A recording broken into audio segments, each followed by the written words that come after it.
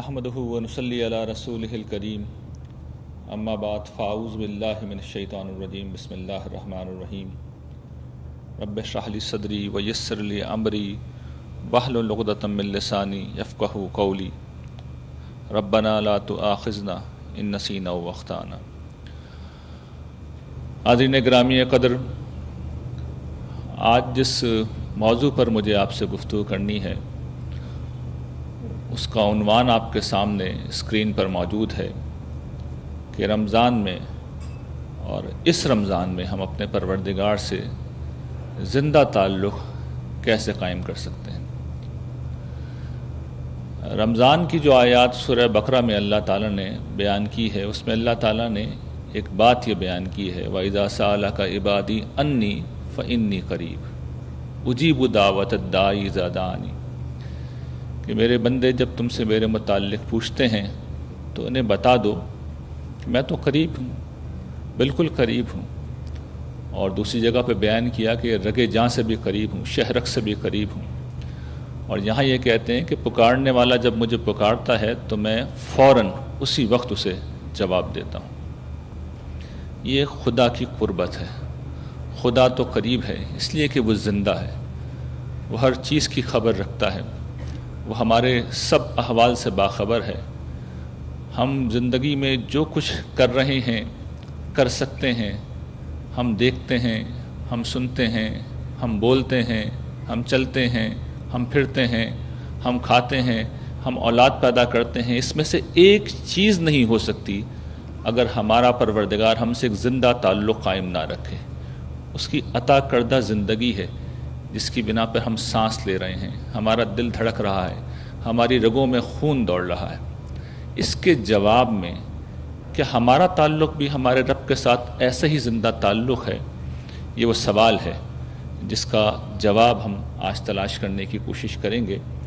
اور جو بات یہاں پہ کہی گئی ہے کہ رمضان میں ہم خدا سے زندہ تعلق قائم کریں، تو اس کا سادہ جواب تو یہ ہے کہ عبادات کا جو نظام، جو قانون اللہ تعالیٰ نے ہمیں دیا ہے، اس نظام کو اختیار کر لیں، اس قانون کو اختیار کر لیں، ان عبادتوں کو ادا کر لیں تو وہ زندہ تعلق قائم ہو جائے گا۔ یہ ہمیں خود دین سے معلوم ہوا ہے کہ خدا اور بندے کے درمیان جو اصل تعلق اللہ تعالیٰ چاہتے ہیں، جس بنیاد کے اوپر اسے استوار ہونا چاہیے، وہ عبادت کا تعلق ہے۔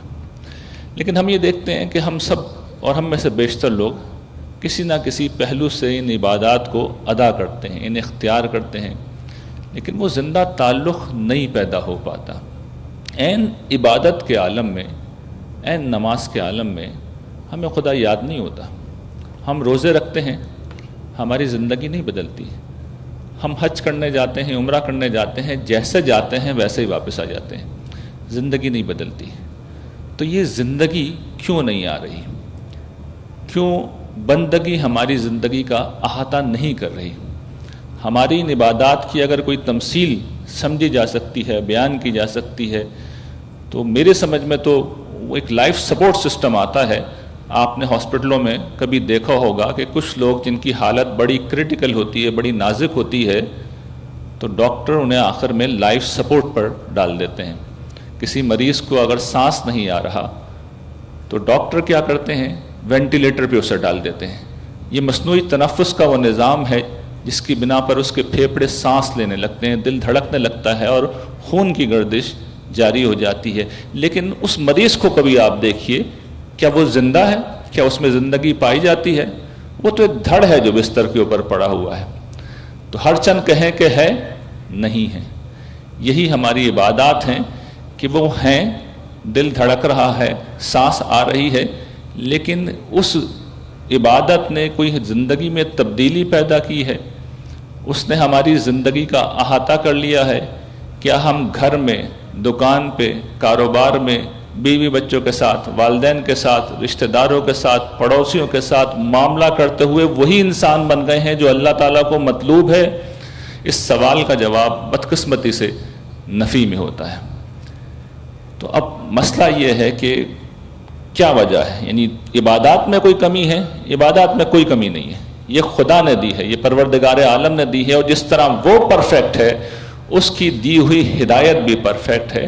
مسئلہ ہمارے اپنے اندر ہے، مسئلہ ہماری دینی فکر میں ہے، مسئلہ اس طریقے میں ہے جس طرح ہم دین کو سمجھتے ہیں اور بیان کرتے ہیں۔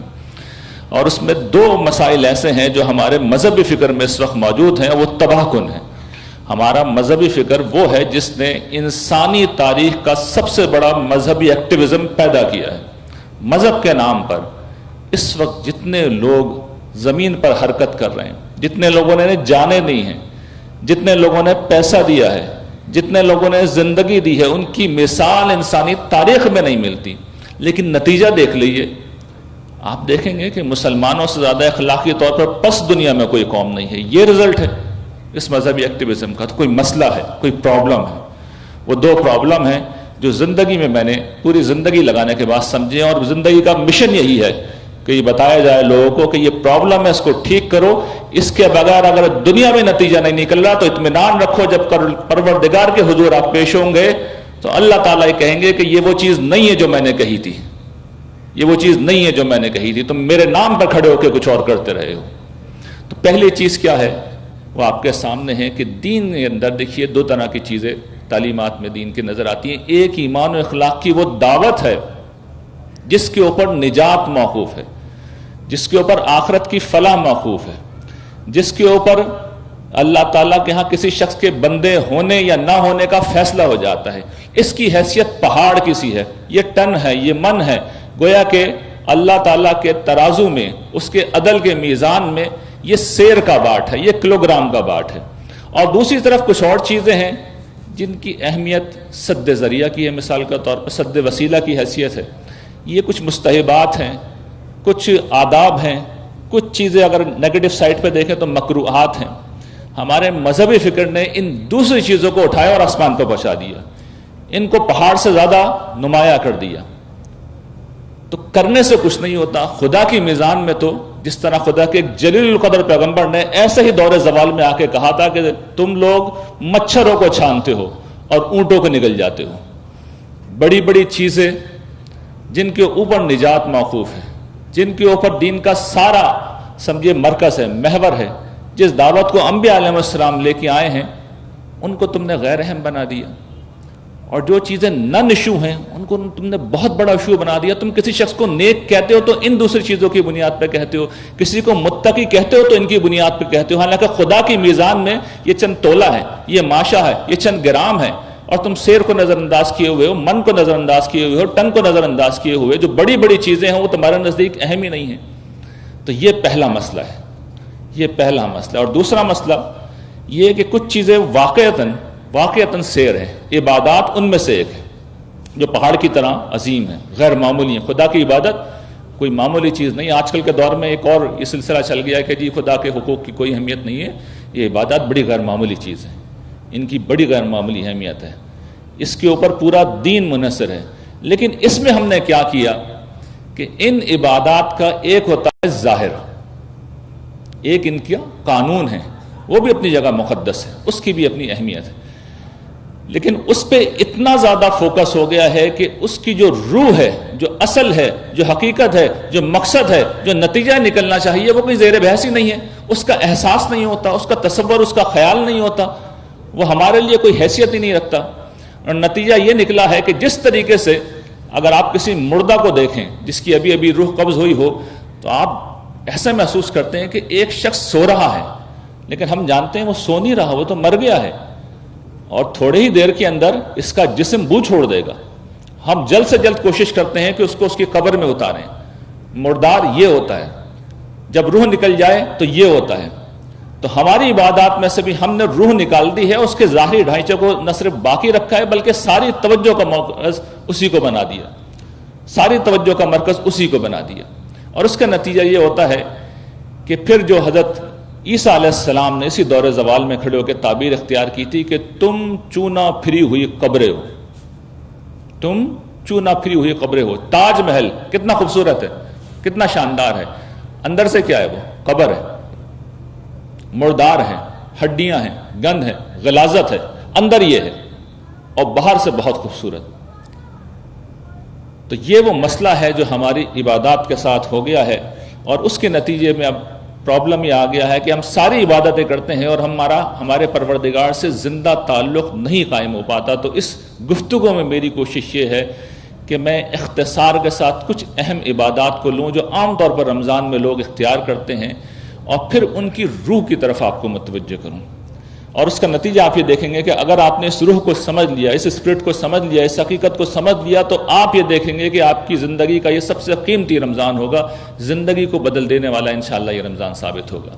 پہلی چیز ظاہر ہے کہ جس طرح عبادات کی ترتیب ہے میں اس طرح نہیں چل رہا.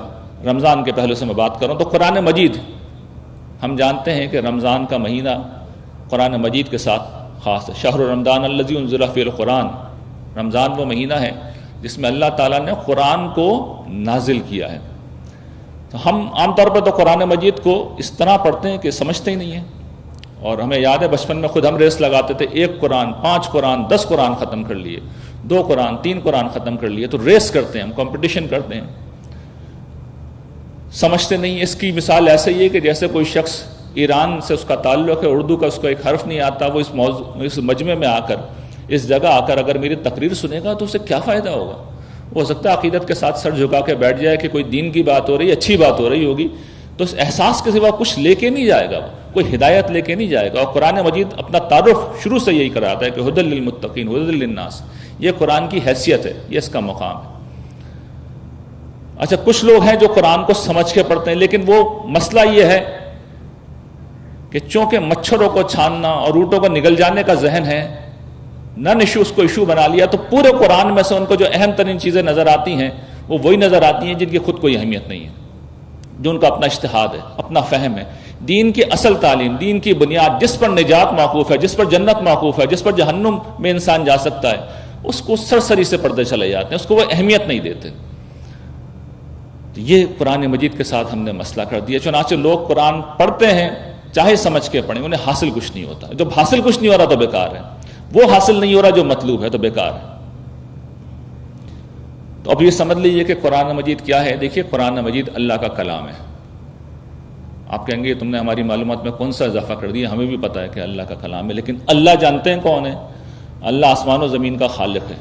وہ اتنی بلند, اتنی اعلیٰ, اتنی غیر معمولی ہستی ہے کہ مخلوقات میں سے کوئی نہیں ہے, کسی کی حیثیت نہیں ہے, کسی کی اوقات نہیں ہے کہ اللہ تعالیٰ اس سے مخاطب بھی کریں. اللہ تعالیٰ گفتگو نہیں کرتے. ان کی گفتگو کا دائرہ عام طور پر مقرب ترین فرشتوں تک محدود رہتا ہے, اور ان فرشتوں کا بھی اپنا حال یہ ہے, قرآن بیان کرتا ہے کہ لرزہ طاری ہو جاتا ہے جس وقت اللہ تعالیٰ گفتگو شروع کرتے ہیں. جس وقت وہ احکام دیتے ہیں تو لرز اٹھتے ہیں فرشتے. یہ خدا تعالیٰ کی عظمت کا معاملہ ہے. انہوں نے سب کو زندگی دی, سب کو پیدا کیا, سب چلا رہے ہیں, لیکن فرشتوں کا ایک پوری ہائرارکی ہے. حاملین عرش, اس کے بعد آسمان کے فرشتے, پھر ان سے درجہ بدرجہ گزرتے ہوئے زمین کے فرشتے, پھر کہیں جا کے احکام ڈلیور ہوتے ہیں.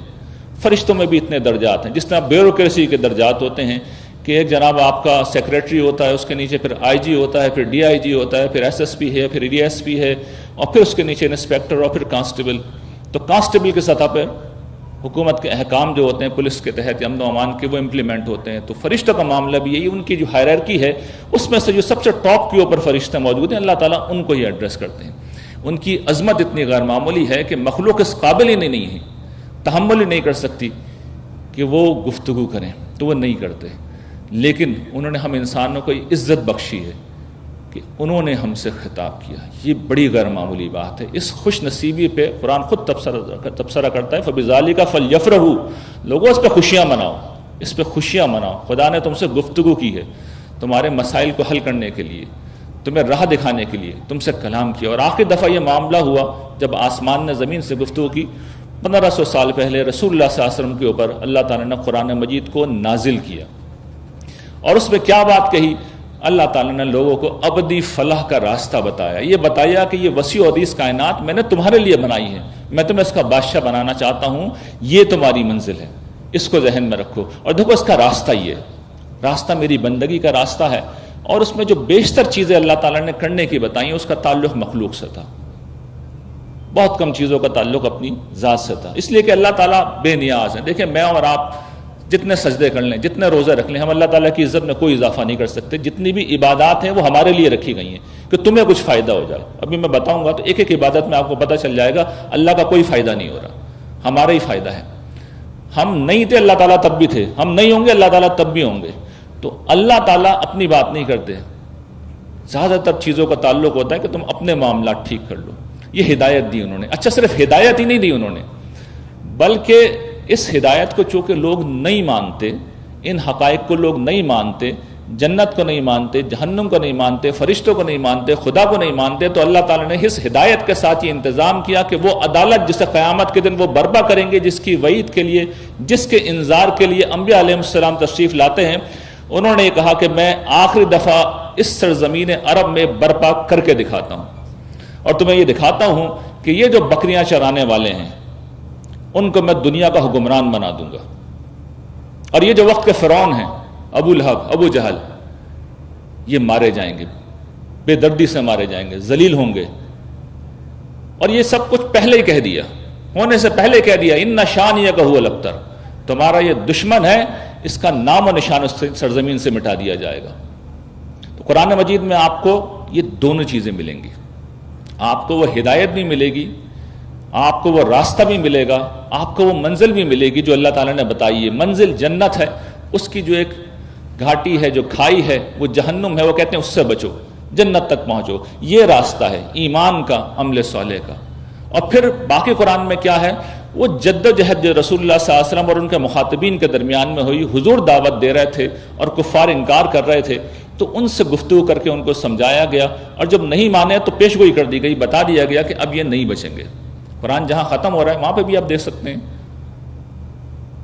سورہ تبت یدا ابی لہب و تب جو ہے, سورہ لہب, اس میں جو آغاز ہے, ابو لہب دندناتا پھر رہا ہے مکے کی گلیوں میں, مسلمانوں کی تذلیل کر رہا ہے, حضور کی توہین کر رہا ہے, اور قرآن کہہ رہا ہے تبت یدا ابی لہب و تب, یہ مارا گیا, ہلاک ہوا, اس کے اوان و انصار بھی مارے گئے. مسلمان مغلوب ہیں, مسلمان پریشان ہیں, مسلمانوں پہ ظلم ہو رہا ہے. اللہ تعالیٰ کہہ رہے ہیں اذا جاء نصر اللہ والفتح ورأیت الناس يدخلون فی دین اللہ افواجا فسبح بحمد ربک واستغفر انہ کان توابا. لوگ سمجھتے ہیں یہ آخری صورت نازل ہوئی ہے, یہ پہلی صورتوں میں سے, یہ مکہ میں نازل ہوئی ہے, اور اس میں مستقبل کے اسلوب میں اللہ تعالیٰ پیش گوئی کر رہے ہیں کہ اے نبی, جب اللہ کی مدد آ جائے اور جب وہ فتح تمہیں مل جائے جس کا تم سے وعدہ کیا جا رہا ہے, اور جب تم دیکھ لو کہ لوگ گروہ در گروہ اللہ کے دین میں داخل ہو رہے ہیں, تو پھر تم اللہ کی تسبیح اس کے ہم کے ساتھ کرنا, اس کے حضور معافی مانگنا, وہ بہت معاف کرنے والا ہے. یہ صورت آخر میں دوبارہ نازل ہوئی تھی جب سے سب کچھ ہو گیا. یہ آپ دہانی کے لیے کہ آپ کا مشن اکمپلشڈ, اب چلنے کی تیاری کیجیے. اس آخری چیز کو لوگوں نے لیا اور یہ کہا کہ یہ آخری صورت نہیں, یہ پہلی صورت ہے ابتدائی صورتوں میں سے, اور پیش گوئی کی گئی ہے اس کے اندر کہ جب یہ ہو جائے تو یہ کرنا. فیوچر کے اسلوب میں بات کی اللہ تعالیٰ نے. تو قرآن میں اس عدالت کا بھی بیان ہے کہ جو عدل میں روز قیامت کروں گا کہ اہل ایمان کو بادشاہ بناؤں گا تو اس دنیا میں بنا کے دکھا رہا ہوں, اور جس طرح منکرین کو میں جہنم کے جیل خانے میں ہلاک کروں گا, اسی طرح اس دنیا میں بھی میں منکرین کو ہلاک کر کے تمہیں دکھاؤں گا. تو دونوں کام قرآن مجید نے پیش گوئی کی, اور تاریخ یہ بتا دی ہے کہ بعین ہی ہو گئے. تو یہ قرآن مجید ہے. جب بھی آپ قرآن کو پڑھیں تو اس میں آپ کو اصلاً دو ہی چیزیں نظر آئیں گی. جب آپ پڑھیں گے تو اب آپ میں یقین پیدا ہوگا کہ اگر 1500 سال پہلے عرب میں حضور نے جو کچھ کہا وہ بعین ہی پورا ہو گیا, تو اب جو کچھ وہ آخرت کے بارے میں کہہ رہے ہیں اس میں کیا شک ہے کہ وہ بھی بعین ہی پورا ہوگا؟ کوئی شک ہے اس کے اندر؟ اگر تبت یدا ابی لہب و تب پورا ہو سکتا ہے, ان شانیک هو الابتر پورا ہو سکتا ہے, اللہ کی مدد آ سکتی ہے, لوگ گروہ در گروہ دین الہی میں داخل ہو سکتے ہیں, تو پھر جنت کی بستی بھی بلا شک و شبہ آباد کی جائے گی. اس میں لوگوں کو, صالحین کو سرفراز کر کے وہاں پر جگہ دی جائے گی, ابدی زندگی شروع کی جائے گی. وہ سب کچھ وعدے جو قرآن میں ہیں وہ پورے کیے جائیں گے, اور اسی طرح جو منکرین ہیں ان کو جہنم رسید کیا جائے گا. اس کے ہونے میں بھی کوئی شک نہیں ہے. یہ ہے جو قرآن مجید آپ کو میسج دے رہا ہے. تو قرآن کو اس رمضان میں پڑھیں, سمجھ کے پڑھیں, اور اس پس منظر میں پڑھیں, تو آپ کا ایمان معرفت کی نئی بلندیاں چھو لے گا. ورنہ جہاں اتنے رمضان گزرے ہیں ایک رمضان اور گزر جائے گا, جہاں اتنا قرآن ختم کیے ہیں ایک قرآن اور ختم ہو جائے گا. دوسری چیز روزہ. دیکھیے روزے کے ساتھ بھی ہم لوگ یہی شروع کرتے ہیں. میں اکثر توجہ دلاتا ہوں کہ گویا کہ ایک میکینیکل سوئچ لگا ہوا ہے ہمارے اندر جو رمضان کی چاند راتوں کو آن ہو جاتا ہے اور ہم سب نیک بن جاتے ہیں, اور عید کی چاند رات کو میکینیکل سوئچ خود بخود آف ہو جاتا ہے اور ہم سب فوج کی جس طرح اصطلاح ہے جیسے تھے پرانے اسٹیٹس میں واپس آ جاتے ہیں. ایک سوئچ لگا ہوا ہے, آٹومیٹک لگتا ہے کچھ ہو رہا ہے. قرآن تو یہ نہیں کہہ رہا, قرآن نے تو دوسری بات کہی ہے, یا ایھا الذین آمنوا کتب علیکم الصیام کما کتب علی الذین من قبلکم لعلکم تتقون. یہ مقصد بیان کرنا, یہ تبدیلی آنی چاہیے, تم میں تقوی پیدا ہونا چاہیے, تمہاری زندگی بدلنی چاہیے. نہیں بدل رہی تو پرابلم ہے. پرابلم کیا ہے؟ کیا شریعت میں؟ نہیں, شریعت تو ہم پوری کرتے ہیں. صبح صادق سے لے کر غروب آفتاب تک ہم کھانے پینے سے اور ازواجی تعلق سے باز رہتے ہیں. یہ شریعت ہے روزے کی. اس قانون کو تو ہم پوری طرح نبھاتے ہیں. اس طرح نبھاتے ہیں کہ سخت ترین گرمیاں ہیں, گلے میں کانٹے پڑے ہوئے ہیں, پیاس سے حالت خراب ہے, طویل روزوں کے اندر بھوک سے آدمی کی طبیعت نڈھال ہو رہی ہے, مگر ایک لقمہ نہیں کھاتے اور ایک گھونٹ پانی کا نہیں پیتے. اس درجے میں ہم پابندی کرتے ہیں. لیکن اس کے ساتھ ساتھ آنکھیں آوارہ, زبان بے لگام, ہاتھ پاؤں, غصہ آ گیا کسی کو لگا دیا, یہ سب کچھ ہمارے معاشرے میں ہو رہا ہوتا ہے. حسد ہمارے اندر ہوتا ہے, کینہ ہمارے اندر ہوتا ہے, بغض ہمارے اندر ہوتا ہے, تکبر ہم کر رہے ہوتے ہیں. ہمارے اندر وہ ساری منفی چیزیں ہوتی ہیں جن سے اللہ تعالیٰ نے منع کیا, اور یہ عین روزے کے حال میں ہو رہا ہوتا ہے. روزے کے اندر ہم سب کچھ ہوتے ہیں, کر رہے ہوتے ہیں. ہم نے روزے کی اسپرٹ کو نہیں سمجھا, یہ ہے مسئلہ. روزے کی روح کو نہیں سمجھا. روح کیا ہے؟ دیکھیے, روح اللہ تعالیٰ نے خود بیان کر دی, اس کی شریعت میں پوشیدہ کر دی. روزے کی شریعت یہ ہے کہ انسانی ضروریات میں سے سب سے بڑی ضرورت کھانے پینے سے روک دیا, اور انسانی خواہشات میں سے سب سے بڑی خواہش میاں بیوی کے تعلق سے روک دیا. اور اس کے بعد یہ میسج دیتے ہیں اللہ تعالیٰ, زبان حال سے میسج دے رہے ہیں کہ میرے بندوں, میرے بندیوں, اس کے بعد جو کچھ چیزیں میں تمہیں منع کرتا ہوں, جن سے رکواتا ہوں, وہ اس سے کچھ ہلکی ہوتی ہیں. اس سے زیادہ کچھ نہیں کہتا میں تم سے. اور تم یہ کر رہے ہو, تم نے کر کے دکھایا ہے. تم نے اپنی قوت ارادی کو دریافت کیا ہے کہ سخت ترین حالات میں بھی تم پورا دن بھوکے بھی رہ سکتے ہو, پیاسے بھی رہ سکتے ہو. اگر کبھی سحری نہیں بھی کیا تب بھی روزہ نہیں چھوڑتے تم لوگ. جان پہ بن آئے لوگ, ہم نے تو نہیں دیکھا کہ لوگوں نے روزہ توڑا ہو. جب تک ہاتھ پاؤں ڈھیلے نہ پڑ جائیں لوگ روزہ نہیں توڑتے. اس درجے کی قوت ارادی کو استعمال کرتے ہیں. تو جب یہاں پر تم نے میری نافرمانی کو نو کہنا سیکھ لیا ہے تو باقی جگہوں پہ بھی سیکھ لو. تو ہمیں جب گلے میں پیاس سے کانٹے پڑیں تو سوچنا چاہیے کیا کر رہے ہیں, کیوں کر رہے ہیں. پانی جا کے پی لیں, اتنی تکلیف اٹھانے کی کیا ضرورت ہے. تو آپ کا دل بتائے گا پانی تو نہیں پی سکتے. پوچھیں کیوں پانی نہیں پی سکتے, جواب ملے گا اللہ نے روکا ہے. سوال کریں اپنے آپ سے تو بھیا اللہ نے اور بھی بہت سے کاموں سے روکا ہے, اس نے اور بھی بہت سے کاموں سے روکا ہے. اور جب دل یہ کہے گا کہ ہاں ان سے بھی رکنا چاہیے تو اب تقویٰ پیدا ہو گیا. تقویٰ یہی ہے. روزہ ہمیں ہماری برداشت سے آگاہ کرتا ہے, ہمیں صبر دیتا ہے, اور یہ صبر ہے جو نیکی کی راہ کو ممکن بناتا ہے. زندگی میں دیکھیے بڑے دکھ آتے ہیں, بڑی محرومیاں آتی ہیں, بڑی مشکلات آتی ہیں, لوگوں کی طرف سے بڑی ایذا رسانی کا سامنا کرنا پڑتا ہے. لیکن جو حضور نے بات فرما دی کہ تم کہہ دو کہ میرا روزہ ہے, کوئی گالی دے, کوئی برا بلا کہے, تم کہہ دو میرا روزہ ہے. تو میں نے ایک آرٹیکل لکھا ہے نا, ایک صاحب, ایک عارف نے یہ بات کہی ہے کہ ہم اس دنیا میں ایک دن کے لیے آئے ہیں اور ہم نے اس دن روزہ رکھ لیا, تو پوری زندگی کے لیے روزہ رکھ لیا. اب کوئی گالی دیتا ہے تو دے, برا بلا کہتا ہے تو کہے, زیادتی کرتا ہے تو کرے, میرا روزہ ہے, میں جواب نہیں دوں گا. کیوں؟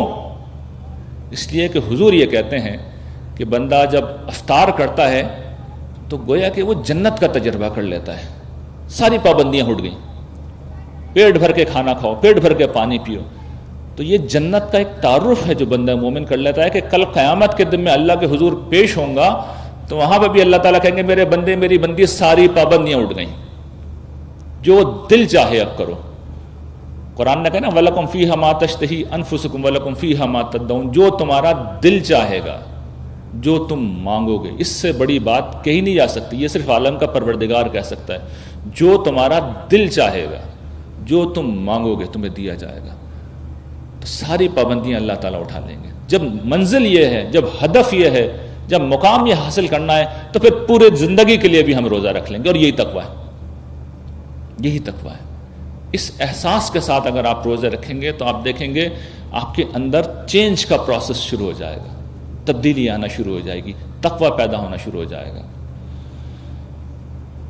اسی کا منتہا کمال جو ہے وہ اعتکاف کی عبادت ہے. اس میں ایک اور عبادت بھی ہوتی ہے. تو عبادت اعتکاف کی جب ہم کرتے ہیں تو ہم کیا کرتے ہیں, اسی اطاعت کو ہم کمال درجے پہ پہنچا دیتے ہیں. پہلے ہم نے کھانا پینا چھوڑا تھا, اب گھر چھوڑ دیا, کاروبار بھی چھوڑ دیا, مسجد میں جا کے بیٹھ گئے. پہلے تعلق و زنوش و دن میں روکے تھے، وہ رات میں بھی رک گئے، اپنے آپ کو اللہ کے لیے وقف کر دیا، زندگی بس خدا کے لیے ہی ہے. تو یہ اسی اطاعت کا کمال ہے. لیکن ظاہر ہے کہ یہ فرض نہیں ہے، جن لوگوں کو اللہ تعالیٰ توفیق دے وہ یہ کریں. لیکن ہم جانتے ہیں کہ لوگ اعتکاف کرتے ہیں، الحمدللہ جیسے جاتے ہیں ویسے باہر آتے ہیں، اس لیے کہ اسپرٹ سے واقف نہیں کہ کرنے کیا گئے تھے. کمال اطاعت ہے، سب کچھ چھوڑ دیا، سب کچھ چھوڑ کے آئے ہیں، اس کے بعد واپس جا کے دکان پہ پھر بے ایمانی کریں گے کیا؟ یہ ہو نہیں سکتا نا. اگر آپ نے اسپرٹ سمجھ لی ہے تو آپ یہ کر نہیں سکتے. گھر چھوڑ کے آئے ہیں تو واپس گھر میں جا کے پھر وہی سب کچھ کریں گے جو کرتے آ رہے تھے، یہ ہو نہیں سکتا. اگر اسپرٹ واضح، دیکھیے انسان ایک نفسیاتی مخلوق ہے، انسان ذہنی مخلوق ہے، انسان اس دھڑ کا نام نہیں ہے. سائنسدان بتاتے ہیں کہ ہمارا یہ دھڑ تو 10 برس کے اندر بالکل بدل جاتا ہے. ہر سیکنڈ میں پرانے سیل مر رہے ہیں، پرانے سیل مر رہے ہیں اور نئے سیل پیدا ہو رہے ہیں. 10 سال میں یہ پروسیس پورا ہوتا ہے، جسم تو پورا بدل جاتا ہے. لیکن آپ رہتے ہیں، میں رہتا ہوں، وہ ہماری شخصیت ہے، وہ ایک نفسیاتی وجود ہے، وہ ایک ذہنی وجود ہے. اس کو خدا سے متعلق ہونا چاہیے، اس کو خدا سے متعلق ہونا چاہیے. زندگی اس کے اندر ہوتی ہے، اس کو ہم ریلیٹ نہیں کرتے. تو روزے کو اس طرح ریلیٹ کریں، اعتکاف کو ریلیٹ کریں. اور پھر سب سے بڑی عبادت نماز، پرستش کی انتہا، بندگی کی انتہا، خدا کا قرب، واسجد واقترب. خدا کا قرب حقیقی معنوں میں اگر کوئی شخص تجربہ کرنا چاہے تو آدمی کر سکتا ہے، سجدے کے عالم میں کر سکتا ہے. اور آپ دیکھیے کتنی خوبصورتی سے ہماری جو زندگی ہے 5 پہروں میں تقسیم ہے. اب تو خیر ہم پہر میں زندگی نہیں گزارتے، گھنٹوں میں گزارتے ہیں، جب سے کلاک ہمارے ہاتھوں میں، گھڑی ہمارے ہاتھوں میں ہوتی ہے. لیکن پرانے زمانے کے لوگ 3 پہر سوتے تھے رات میں اور 5 پہر وہ کام کرتے تھے. صبح کا پہلا پہر، دوپہر، 6 پہر جسے عصر کہتے ہیں، ظہر کہتے ہیں، پھر مغرب، پھر عشاء. ہر پہر کے آغاز کے اوپر ایک نماز ہے جو رکھ دی گئی. اور نماز کیا ہے؟ آپ کو دنیا سے کاٹا جاتا ہے، تم ناپاک ہو، پاک ہو، وضو کرو. اس کے بعد ہاتھ اٹھا کے قبلہ رخ کھڑے ہو جاؤ، خدا کی طرف متوجہ ہو جاؤ، اپنی سمت خدا کی طرف سیدھی کر لو. تمہیں احساس ہو جائے شعوری طور پہ دنیا کو چھوڑ دیا، نیت باندھ لی، اب بول نہیں سکتے، کھا نہیں سکتے، پی نہیں سکتے، چل نہیں سکتے، ہل نہیں سکتے، دنیا سے تعلق ٹوٹ چکا ہے. اللہ توفیق دے تو مسجدوں میں نماز پڑھیں، خدا کے معبود میں جا کے بیٹھ گئے جہاں سب لوگ یہی کر رہے ہیں، وہاں نماز پڑھیں، جماعت سے نماز پڑھیں.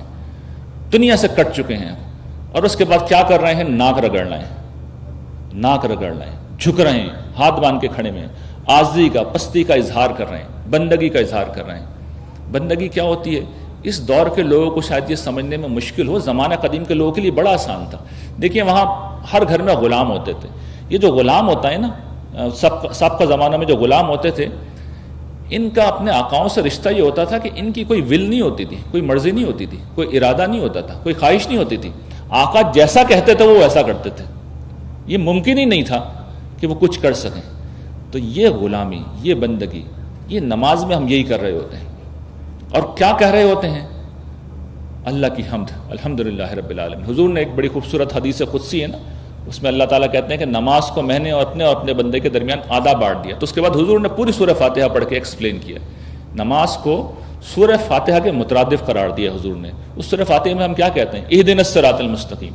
اللہ کی حمد و تعریف کے بعد کہتے ہیں اہدنا الصراط المستقیم. اس کے بعد مسجد سے باہر نکل کے ہم بھول جاتے ہیں کہ پیچھے کہہ کے آئے ہیں، اس لیے کہ اکثر حالات میں تو پتہ ہی نہیں ہوتا کہہ کے آئے ہیں. انہیں تماشا ہے نا یہ کہ کیا کہہ کے آئے ہیں. اہدنا الصراط المستقیم، پروردگار سیدھا راستہ دکھائیے.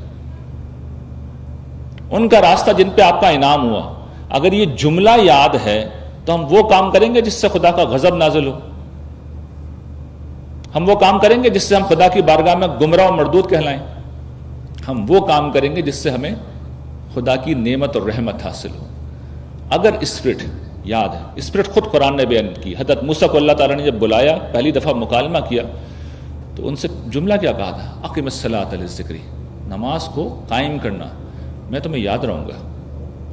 نتیجہ کیا نکلے گا؟ ان الصلاۃ تنہی عن الفحشاء والمنکر. نماز نتیجے کے طور پر فحش سے روک دیتی ہے، بے حیائی سے روک دیتی ہے، اور منکر سے روک دیتی ہے، ہر طرح کی برائی سے روک دیتی ہے. کیوں روکتی ہے؟ اسی لیے کہ آدمی تو اہدنا الصراط المستقیم کا ورد ہے جو ہر پہر کے آغاز کا دہرا کے آ رہا ہے. یا اللہ سیدھا راستہ دکھا. اگر سنجیدگی سے یہ کام کر کے آئے ہیں تو آدمی ہے نا، وہ سوچے گا کہہ کے کیا آ رہا ہوں میں، اللہ تعالیٰ سے ساری دنیا سے کٹ کے میں اس سے خاص طور پہ دعا کر کے آ رہا ہوں، مجھے سیدھا راستہ دکھائیے، اس کے بعد میں ہر قدم پر الٹے راستے پہ چلوں۔ آدمی اگر اپنے ہوش و حواس میں ہو تو یہ کر نہیں سکتا، مگر ہم پوری استقامت کے ساتھ یہی کر رہے ہوتے ہیں۔ کیوں؟ اسپرٹ سے واقف نہیں ہے، روح سے واقف نہیں ہے کہ نماز اصل میں خدا کو یاد کرنے کا عمل ہے، خدا سے ایک ذاتی تعلق ہے، اس سے قریب جا کے، اس سے بالکل قریب جا کے ہم یہ کہتے ہیں کہ پروردگار سیدھا راستہ دکھائیے، وہ دکھاتے ہیں۔ سورہ فاتحہ کے بعد قرآن جو پڑھا جاتا ہے وہ اصل میں یہی ہے، یہ ہے سیدھا راستہ، اس کے بعد خدا کی ہم تسبیح تعریف، نماز یہی ہے، رکوع سجود، اور پھر آخر میں دعائیں، یہ نماز ہے۔ تو اس کی اسپرٹ اگر واضح ہے تو پھر یہ ممکن نہیں ہے کہ بندہ مومن نماز بھی پڑھے اور فواحش میں مبتلا ہو، نماز بھی پڑھے اور پھر وہ منکرات میں مبتلا ہو۔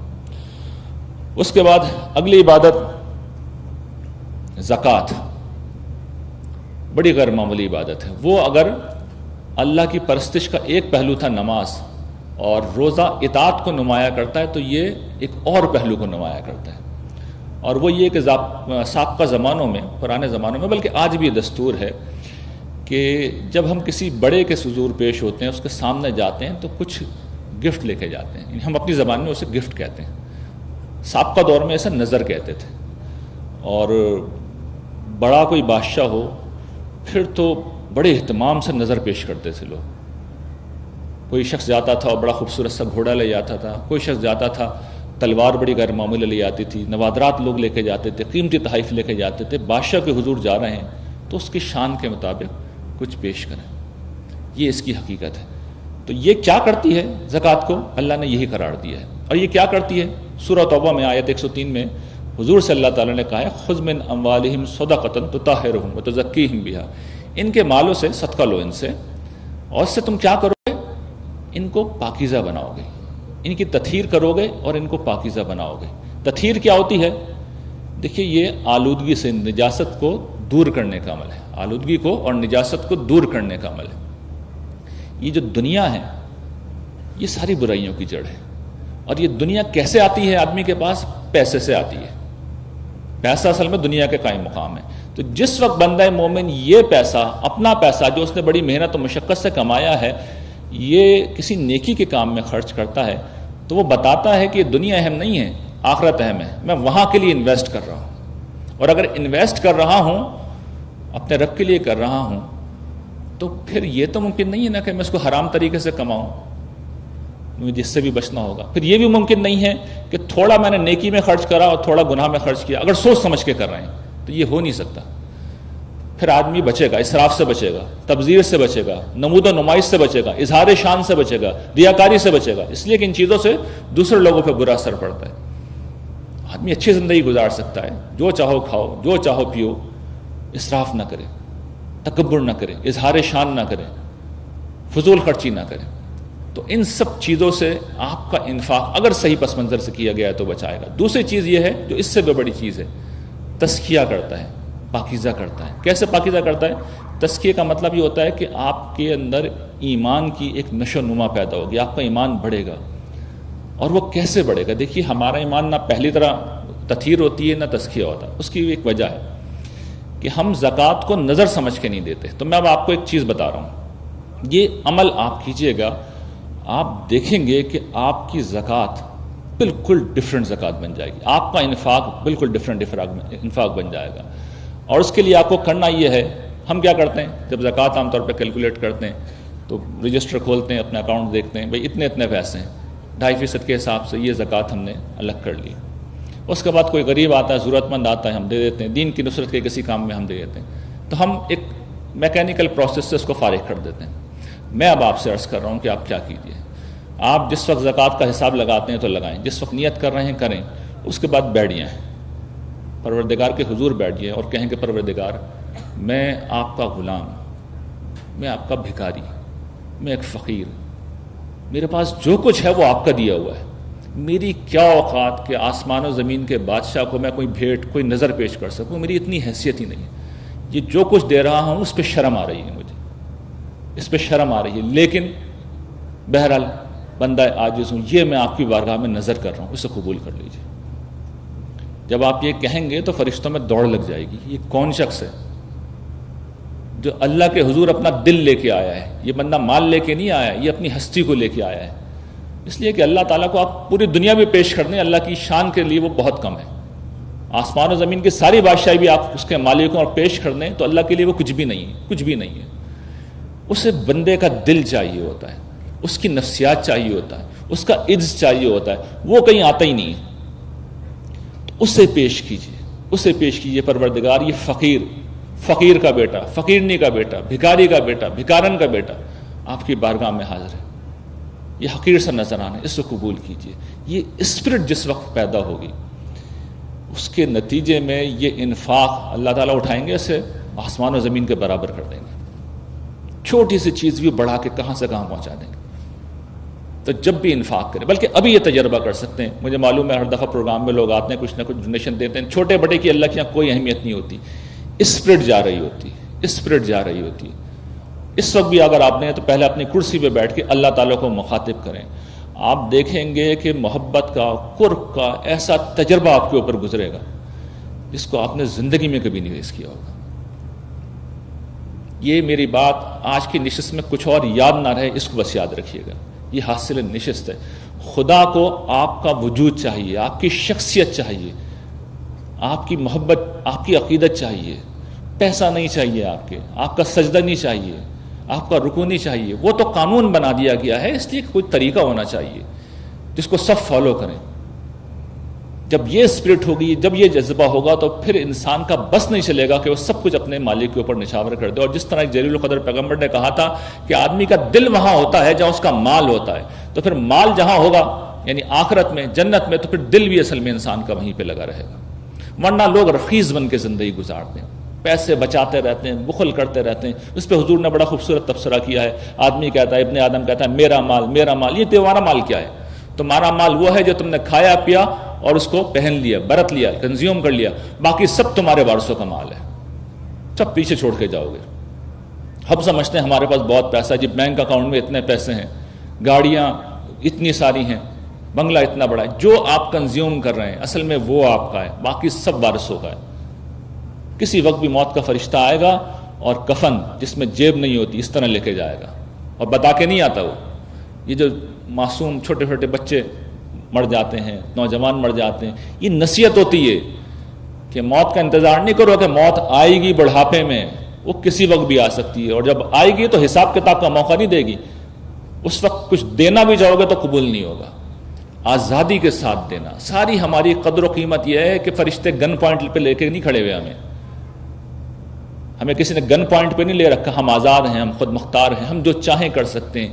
اس چیز نے ہماری قدر و قیمت بڑھا دی ہے، ورنہ پتا بھی نہیں ہلتا خدا کی مرضی کے بغیر، پتا بھی اپنی جگہ سے جنبش نہیں کرتا۔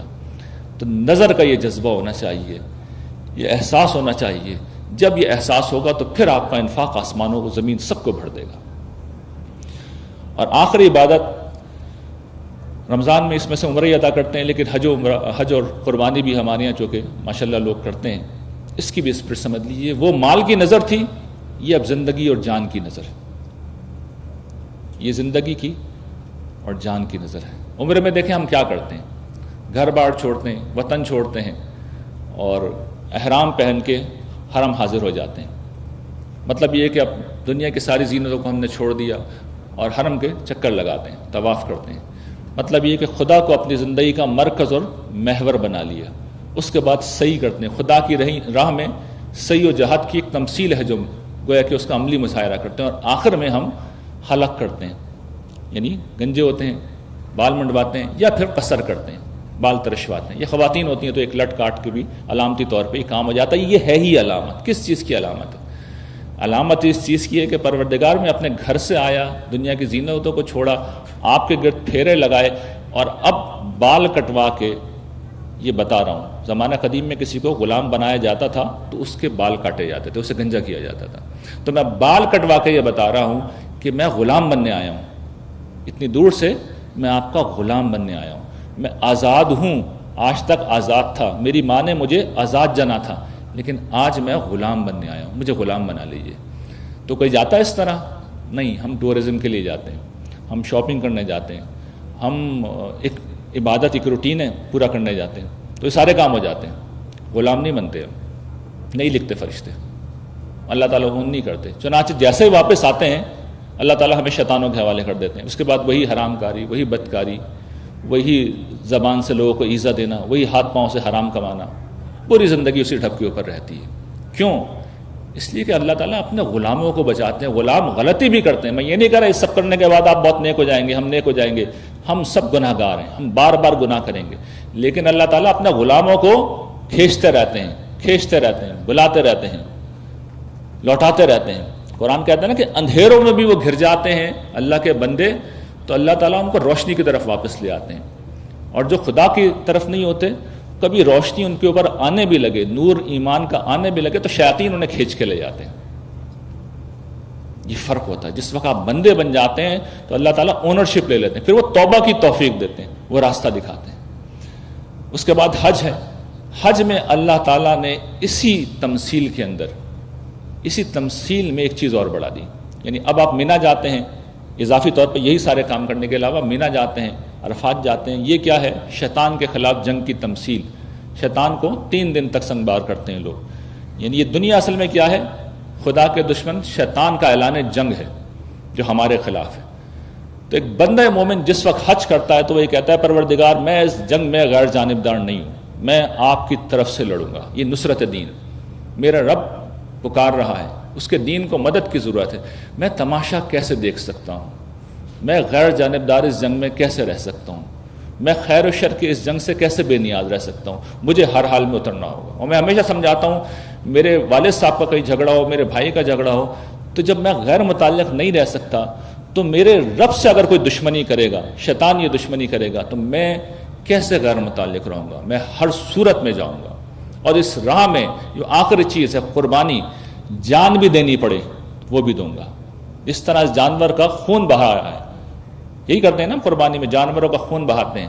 تو ہم تو خیر وہ ٹکے کھانے کے لیے سب کچھ کر رہے ہوتے ہیں، لیکن اصل اسپرٹ کیا ہونی چاہیے؟ ٹکے کھانے نہیں، یہ بتانا ہے کہ پروردگار ایسے اگر میرا خون بھی بہا تو بہے گا، میں نہیں ڈرتا موت سے، نہیں پرواہ مجھے اس چیز کی، جو سچ ہے اسے میں بیان کروں گا، جو حق ہے اسے بیان کروں گا، اس راہ میں کسی ملامت کرنے والے کی ملامت کی پرواہ نہیں کروں گا، چاہے جان دینی پڑے۔ تو یہ زندگی کی نظر، خدا کے لیے مرنے اور مٹنے کا جذبہ، یہ خدا کو اتنا محبوب ہے کہ یہ جو عبادت ہے یہ منتہائے کمال ہے ساری عبادات کا۔ اس کے بعد پھر وہ حضور کہتے ہیں سارے گناہ معاف، سارے گناہ معاف، اس کے بعد معاف ہوتے ہیں۔ وہ ہمارے جیسے حج سے معاف نہیں ہو جاتے کہ گئے اور چکر لگائی اور شاپنگ کی اور آ کے جناب پھر بیٹھ گئے۔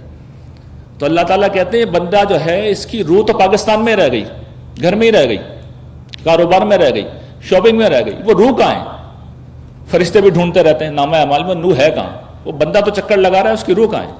بلکہ اللہ معاف فرمائے، ہم نے تو یہ دیکھا ہے وہاں پہ جاتے ہیں لوگ، خود قرآن نے بھی توجہ دلائی ہے، خواتین کو تنگ کرتے ہیں، آپس میں لڑتے ہیں، گناہوں فلا رفث ولا فسوق ولا جدال، یہ سب قرآن کے الفاظ ہیں، یہ سب کچھ ہو رہا ہوتا ہے۔ تو فرشتے ڈھونڈتے ہیں وہ بندہ مومن کہاں ہے، وہ ڈھونڈے نہیں ملتا انہیں۔ تو ہم نے یہ ظلم کیا ہے ان عبادات کے ساتھ۔ تو جو قرآن کہتا ہے نا وما ظلمونا، انہوں نے ہم پہ کوئی ظلم نہیں کیا، ولکن کانوا انفسہم یظلمون، یہ اپنے اوپر ظلم کر رہے ہیں۔ تو یہ عبادات کا خوبصورت ترین قانون ہے جو اللہ تعالیٰ نے دیا، بے مثل ہے، بڑا غیر معمولی ہے، اتنی خوبصورت چیز ہے کہ جس کی کوئی حد نہیں۔